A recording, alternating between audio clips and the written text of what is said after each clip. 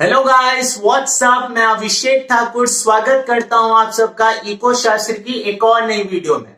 आज की हमारी video unit number 4 government budget and the economy का third and the last part है, जिसमें मैं आपको बताऊंगा कि डिफरेंट टाइप ऑफ डेफिसिट क्या होता है। Revenue deficit, fiscal deficit and primary deficit क्या होते हैं। So let's start.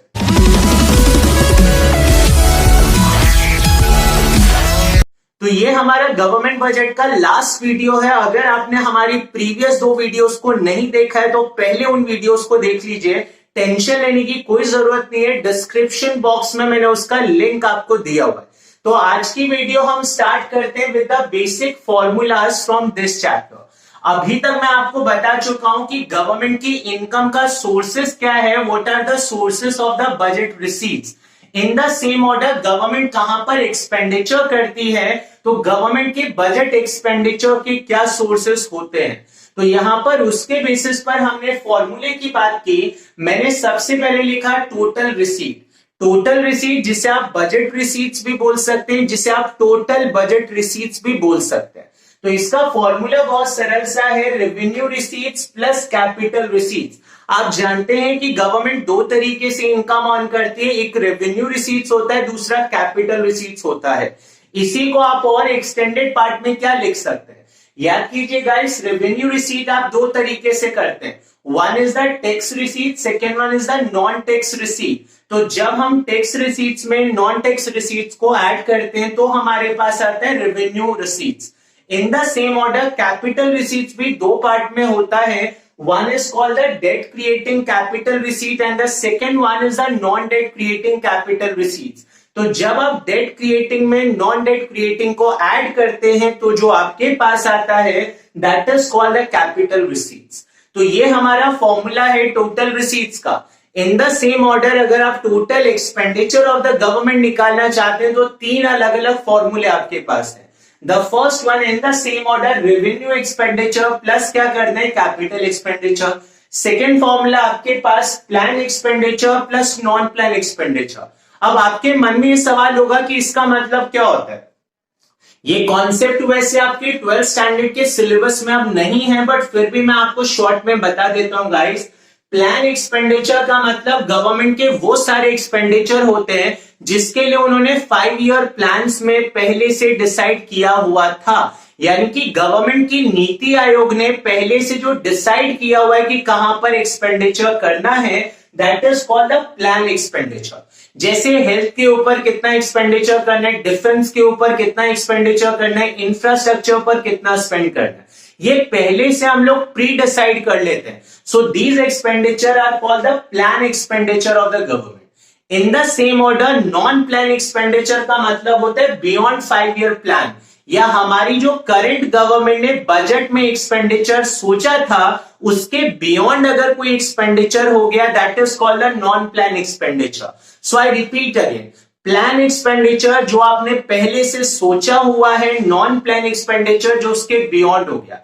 जैसे अभी चाइना और इंडिया का डिस्प्यूट चल रहा है, तो अभी जो खर्चा है वो गवर्नमेंट ने इस बजट में पहले नहीं सोचा था, तो जो एक्स्ट्रा एक्सपेंडिचर करना पड़ रहा है that is called the non plan expenditure. In the same order corona virus disease आ गया, इसके ऊपर गवर्नमेंट को बहुत सारा पैसा खर्च करना पड़ रहा है, क्या ये पहले से प्री डिसाइडेड था? The answer is no. So that is a non plan expenditure.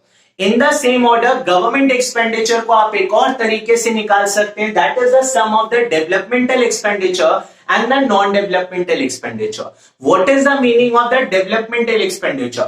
Government के वो सारे खर्चे जो इकोनॉमी में डायरेक्टली कोई डेवलपमेंट करते हैं, चाहे वो सोशल डेवलपमेंट हो चाहे वो इकोनॉमिक डेवलपमेंट हो, that is called developmental expenditure. आपने इंफ्रास्ट्रक्चर के ऊपर जो स्पेंड किया, आपने स्कूल्स के ऊपर, हॉस्पिटल्स के ऊपर जो स्पेंड किया, these are the part of the developmental expenditure जो डायरेक्टली कॉन्ट्रीब्यूट करता है। In the same order non developmental expenditure होता है जिसका होना जरूरी है पर डायरेक्टली वो हमारे नेशन के डेवलपमेंट में कोई हेल्प नहीं कर रहा। तो लॉ एंड ऑर्डर का होना जरूरी है कि लोग क्राइम्स ना करें और हम उन्हें पनिश कर सकें। तो इसीलिए लॉ एंड ऑर्डर जो है वो आपके लिए नेसेसरी है। और लॉ एंड ऑर्डर की वजह से हमारी कंट्री में कोई डायरेक्टली कंट्रीब्यूशन नहीं होता, तो that's why it is called a non developmental expenditure. So these are the 3 different formulas to calculate the budget expenditure और the total expenditure of the government.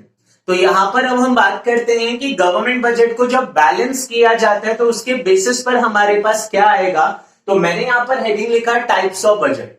जब आप गवर्नमेंट की रिसीविंग और एक्सपेंडिचर को analyse करते हैं तो we have the 2 different types of the budget. या तो हमारा बजट बैलेंस बजट हो सकता है या तो वो अनबैलेंस बजट हो सकता है। Now what is the meaning of the balance budget? Balance budget वो सिचुएशन होती है जब गवर्नमेंट का टोटल रिसीट्स गवर्नमेंट के टोटल एक्सपेंडिचर की इक्वल होता है। Always remember guys, when the government total receipts are equal to the total expenditure of the government, that situation is called the balance budget. जितना कमाया उतना खर्च किया तो मेरे ऊपर कोई टेंशन नहीं है। In the same order, unbalanced budget क्या होता है? When the government total receipts are not equals to the total expenditure. अगर दोनों की वैल्यू सेम नहीं है तो अनबैलेंस बजट हो जाएगा। अब अनबैलेंस बजट के भी 2 एस्पेक्ट है। या तो गवर्नमेंट का टोटल रिसीट ज्यादा हो सकता है टोटल एक्सपेंडिचर से।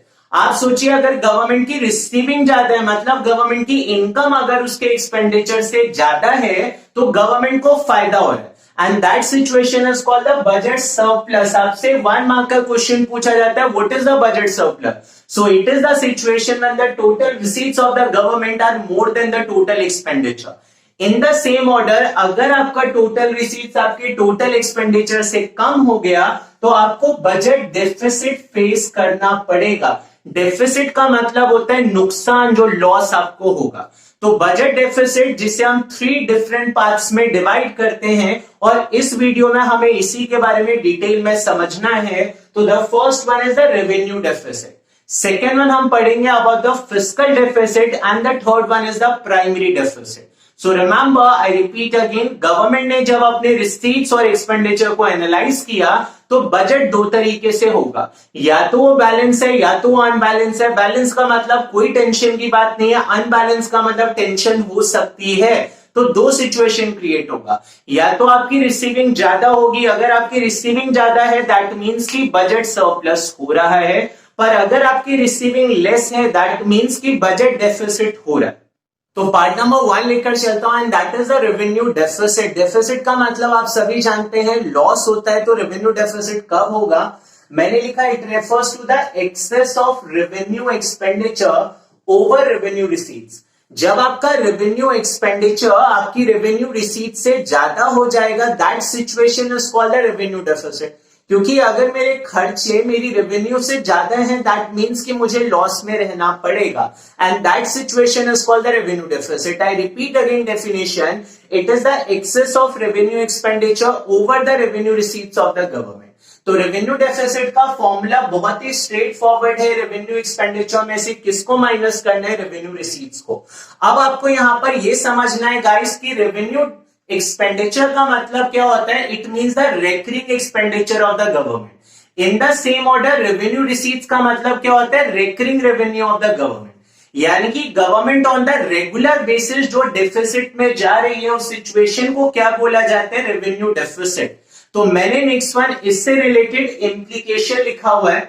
इंप्लीकेशन का मतलब सबसे पहले आपके लिए क्लियर कर दूं, इंप्लीकेशन का मतलब होता है इफेक्ट क्या पड़ता है। तो जब रेवेन्यू डेफिसिट हो रहा है वो क्या रिप्रेजेंट कर रहा है और उसका क्या इफेक्ट पड़ने वाला है, दैट इज द इंप्लीकेशन।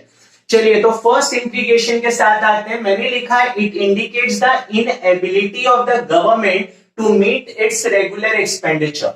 तो ये क्या रिप्रेजेंट कर रहा है कि गवर्नमेंट अनेबल है, जितना वो खर्चे कर रही है उसके अकॉर्डिंग वो रेवेन्यू जनरेट नहीं कर पा रही। तो यहां पर कहीं ना कहीं गवर्नमेंट को काम करना पड़ेगा, और हम वही चीज समझा रहे कि गवर्नमेंट यहां पर इनेबल है, वो जितना उसके लिए जरूरी है पैसा कमाना उतना पैसा क्रिएट नहीं कर पा रहे।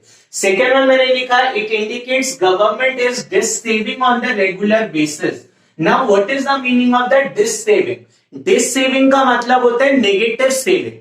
चला तो था मैं बचाने के लिए, पर सिचुएशन क्या क्रिएट हो गई, मेरे खर्चे मेरी रेवेन्यू से ज्यादा हो गए, तो मैं बचाने की जगह उल्टा डुबा रहा हूं। दैट मीन्स कि मेरी सेविंग पॉजिटिव होने की जगह क्या हो गई guys, negative, and that situation is called the disability. Third point जहां पर मैंने बात की कि अगर आप इससे बाहर निकलना चाहते हैं तो क्या करना होगा, तो ध्यान दीजिएगा, अगर आप इस डेफिसिट से बाहर आना चाहते हैं तो इसका एक सिंपल सा तरीका है, या तो अपने खर्चों को कम करो या तो अपनी रिसीविंग को बढ़ा दो। अगर आप रेवेन्यू एक्सपेंडिचर कम करने की बात करते हैं तो क्या ये पॉसिबल है, तो देखिए गवर्नमेंट के लिए रेवेन्यू एक्सपेंडिचर को कम करना लेस पॉसिबल होता है, क्योंकि रेवेन्यू एक्सपेंडिचर गवर्नमेंट के कमिटेड एक्सपेंडिचर्स होते हैं जिसके लिए वो कमिटमेंट कर चुकी है। आप याद कीजिए रेवेन्यू एक्सपेंडिचर में क्या आता है गाइस, इंटरेस्ट पेमेंट करना ही करना पड़ेगा, salaries to the government staff करना ही करना पड़ेगा, सब्सिडीज देनी ही देनी पड़ेगी, तो आप रेवेन्यू एक्सपेंडिचर में बहुत बड़ा चेंज नहीं कर सकते। इन द सेम ऑर्डर दूसरा तरीका क्या है इस डेफिसिट से बाहर निकलने का, अगर आप अपने खर्चे कम नहीं कर सकते तो अपनी रेवेन्यू को बढ़ा लीजिए। खुद से सवाल पूछिए, जवाब खुद क्रिएट होगा। तो गवर्नमेंट अपने खर्चे कम नहीं कर सकती तो या तो अपनी रेवेन्यू को बढ़ा ले, लेकिन क्या ये संभव है, तो सोचिए रेवेन्यू रिसीट्स में सबसे इंपॉर्टेंट क्या आता है, टैक्स रिसीट। गवर्नमेंट की इनकम का सबसे मेन सोर्स है टैक्स। अगर गवर्नमेंट अपनी रेवेन्यू को बढ़ाना चाहती है तो उसे टैक्सेस को बढ़ाना चाहिए, लेकिन क्या टैक्सेस को हर बार बढ़ाना आपके लिए एक सोल्यूशन हो सकता है, बिल्कुल नहीं, क्योंकि पब्लिक का कॉन्फिडेंस आपके अंदर कम हो जाएगा, पब्लिक मैनिपुलेट करने लग जाएगी, वो टैक्स को अवॉइड करना शुरू कर देगी, तो रेवेन्यू रिसीट्स बढ़ाना भी गवर्नमेंट के लिए टेढ़ी खीर है। तो मैंने आपको बताया पॉइंट नंबर 3 में मैं दो चीजें कर रहा था। द फर्स्ट वन, या तो मैं अपनी एक्सपेंडिचर को कम करूं या तो रिसीट्स को बढ़ाऊं, पर दोनों मुझसे नहीं हो पाया। तो फोर्थ वन अब क्या करूं, तो मैंने लिखा it indicates government finance A deficit through the capital receipts. अब जब मुझे नुकसान हो रहा है तो मैं क्या करूंगा, तो मैं अब कैपिटल रिसीट्स के थ्रू इसे फाइनेंस करूंगा। कैपिटल रिसीट जिसमें दो मेन चीजें आती है जिससे आप फाइनेंस कर सकते हैं, जुगाड़ कर सकते हैं। The first one is the disinvestment. Government disinvestment करके अपने लिए फंड्स इकट्ठा कर सकती है। आप जानते हैं डिसइन्वेस्टमेंट का मतलब सेल ऑफ शेयर्स होता है। तो गवर्नमेंट जब अपने एसेट्स को मार्केट में सेल कर देती है तो गवर्नमेंट के पास पैसा आएगा और पैसा आने से वो रेवेन्यू डेफिसिट को फाइनेंस कर सकता है, पर इससे आपका एसेट्स कम हो जाएगा, दूसरा आपकी शेयर होल्डिंग्स कम हो जाएंगी, गवर्नमेंट की जो ओनरशिप है वो धीरे धीरे कम होनी शुरू हो जाएगी। तो ये भी अल्टीमेट सोल्यूशन नहीं है गाइस। तो गवर्नमेंट और क्या कर सकती है, गवर्नमेंट के पास एक ऑप्शन है कि वो बोरोइंग कर सकती है, लेकिन बोरोइंग करने से आपकी लायबिलिटी इंक्रीज हो जाएगी। तो ध्यान दीजिएगा, मैं फिर से रिपीट करता हूं, इसे फाइनेंस कैसे करें, इसके लिए पैसा कहां से लाएं, तो या तो हम अपनी प्रॉपर्टीज को सेल करना शुरू कर दें, दैट इज द डिसइन्वेस्टमेंट, या तो हम बोरिंग करना शुरू कर दें। पर जब आप बोरिंग करते हैं तो एक प्रॉब्लम आपके साथ आता है, मैंने पॉइंट नंबर 5 में लिखा, higher borrowing leads to the rise in the revenue deficit. आप जितना ज्यादा बोरो करेंगे आपकी टेंशन सॉल्व नहीं होगी, आपका रेवेन्यू डेफिसिट उतना बढ़ जाएगा।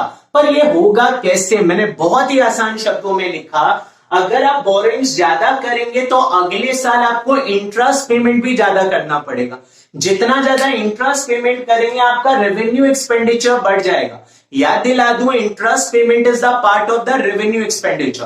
तो अगले साल अगर आप देखेंगे तो आपकी इंटरेस्ट पेमेंट बढ़ जाएगी, आपका रेवेन्यू एक्सपेंडिचर बढ़ जाएगा। जब रेवेन्यू एक्सपेंडिचर बढ़ेगा तो फिर से रेवेन्यू डेफिसिट बढ़ जाएगा, उसे फाइनेंस करने के लिए फिर से आप बोरो करेंगे और फिर से ये कहानी चलती जाएगी।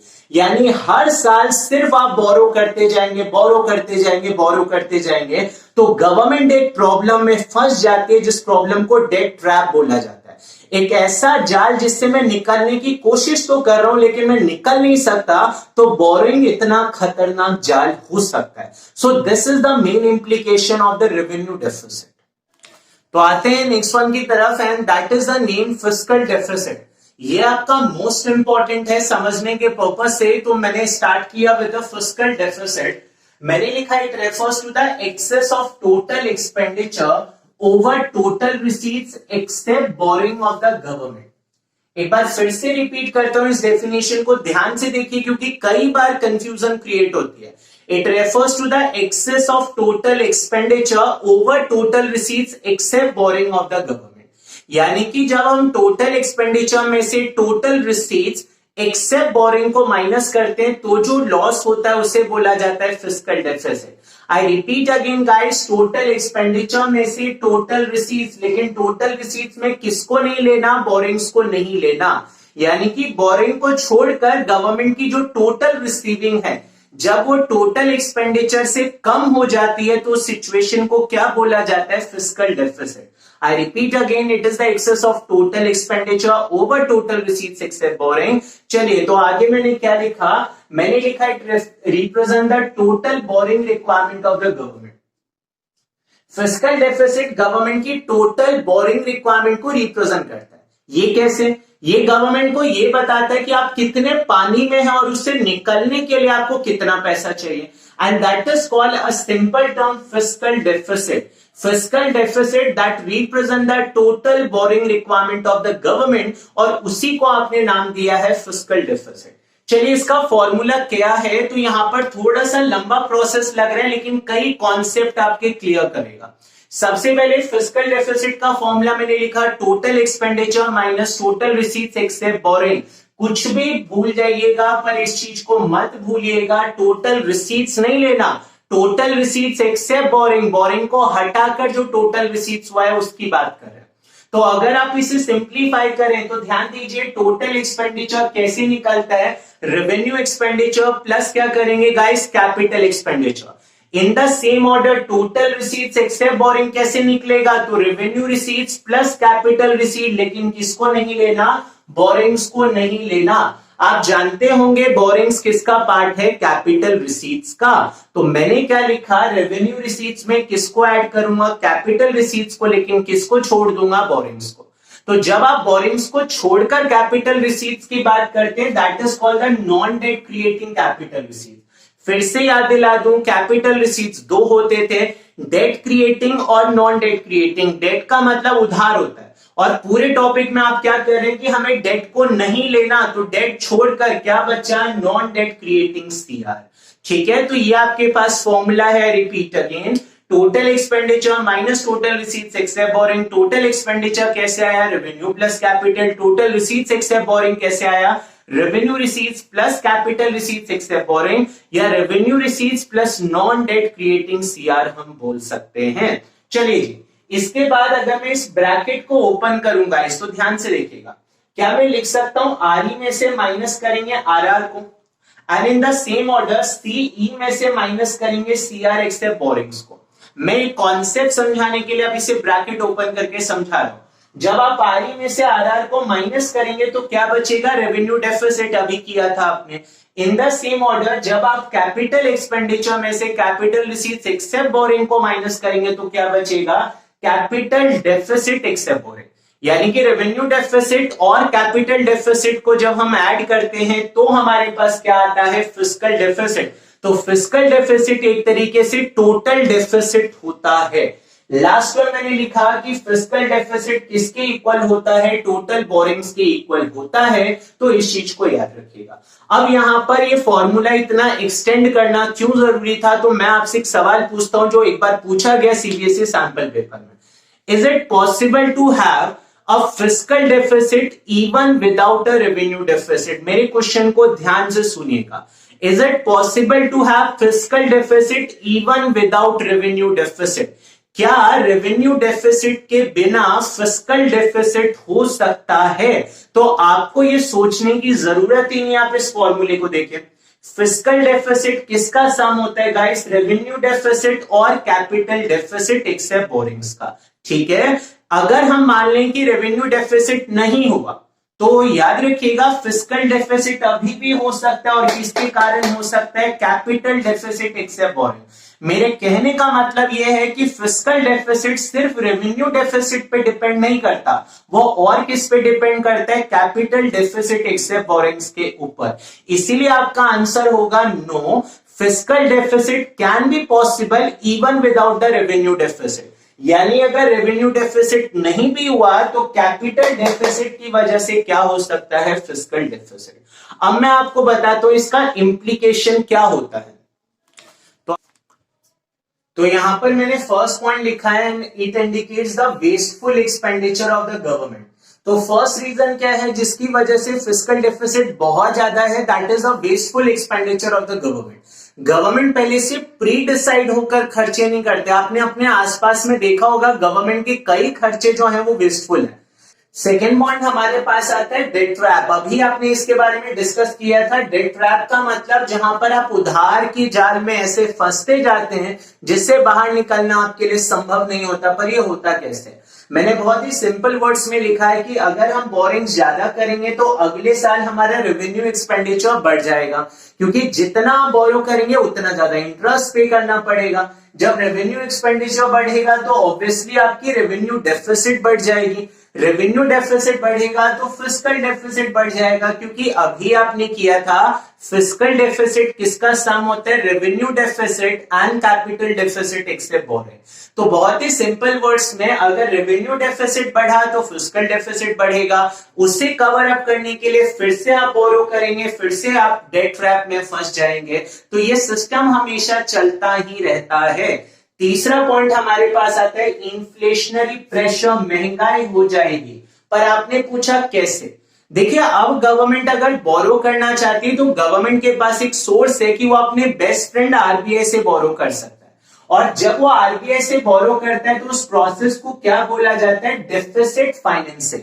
डेफिसिट को फाइनेंस करना है, यानी लॉस से बाहर निकलने के लिए जो पैसा चाहिए, that is called the deficit financing. तो आरबीआई आपकी हेल्प करने के लिए क्या करेगा? न्यू करेंसी प्रिंट करेगा। जब न्यू करेंसी प्रिंट होगा तो मार्केट में मनी की सप्लाई क्या हो जाएगी? इंक्रीज हो जाएगी। जब मनी सप्लाई इंडिया में ज्यादा होने लग जाएगा, इसका मतलब लोगों के पास ज्यादा पैसा होने लग जाएगा। इसका मतलब आपकी परचेसिंग पावर क्या हो जाएगी? इंक्रीज। जब आपकी परचेसिंग पावर ज्यादा तो आप डिमांड करेंगे ज्यादा, और जब डिमांड होगी ज्यादा तो प्राइस अपने आप क्या होने लग जाएगा? इंक्रीज। तो सोचने में ये बहुत छोटी सी चीज लगती है, पर पूरी इंडिया के अंदर ये तबाही मचा सकती है। तो आप देख सकते हैं एक छोटा सा स्टेप किस तरीके से बड़ा धमाका कर सकता है। तो मैंने लिखा मनी सप्लाई बढ़ेगा तो परचेसिंग पावर बढ़ेगी, परचेसिंग पावर बढ़ेगी तो डिमांड बढ़ेगा, और अल्टीमेटली प्राइस इंक्रीज हो जाएगा। Now the next one, restrict future expected growth.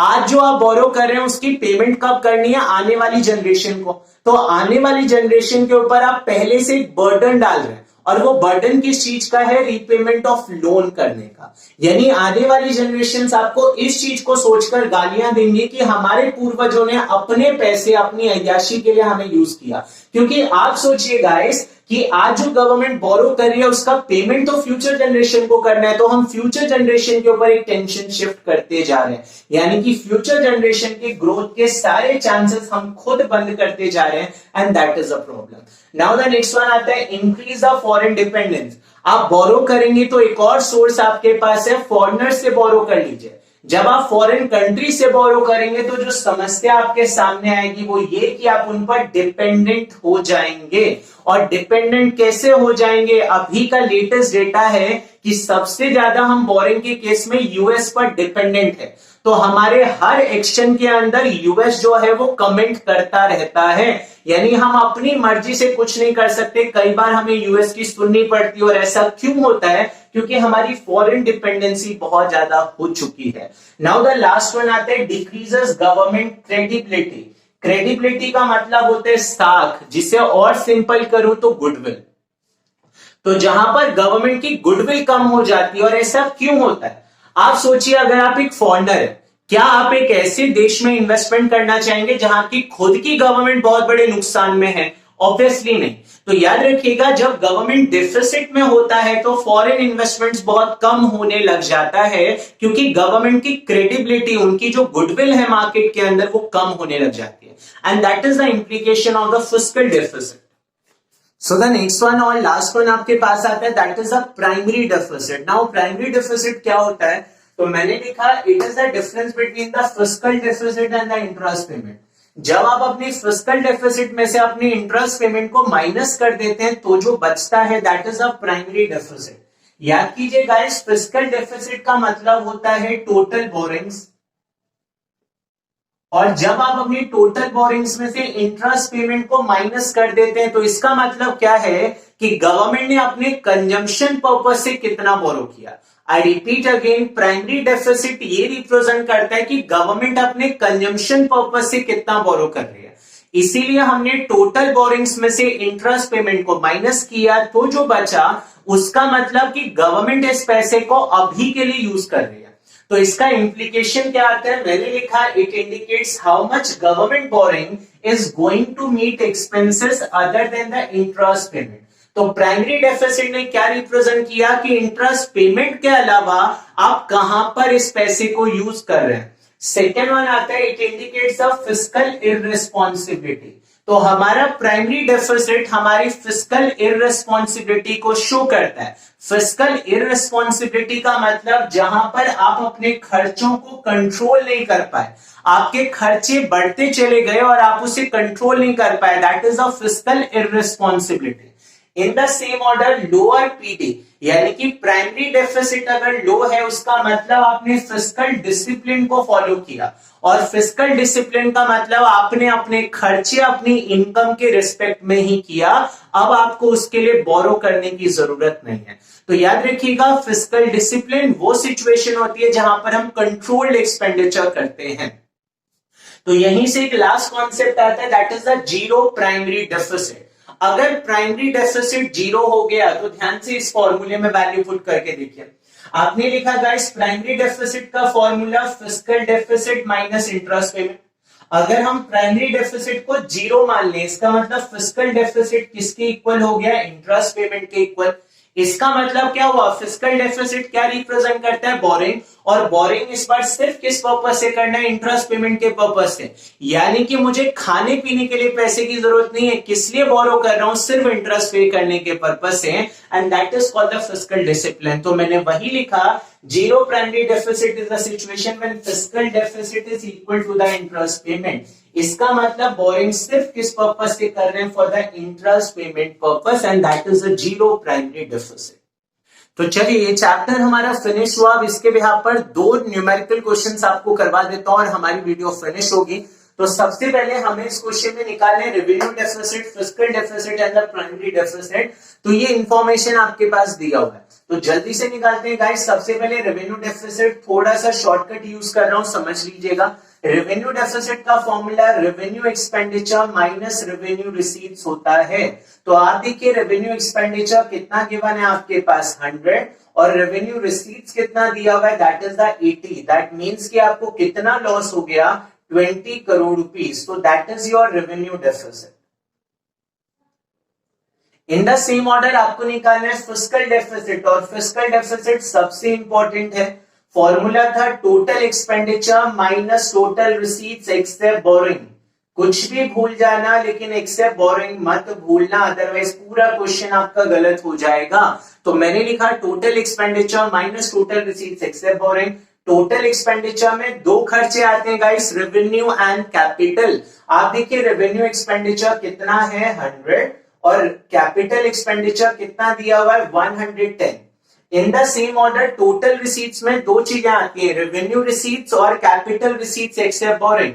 तो आप देखिए रेवेन्यू रिसीट्स कितना दिया हुआ है आपके पास 80, और कैपिटल रिसीट्स एक्सेप्ट बोरिंग लेना है तो कितना दिया हुआ है आपके पास 95।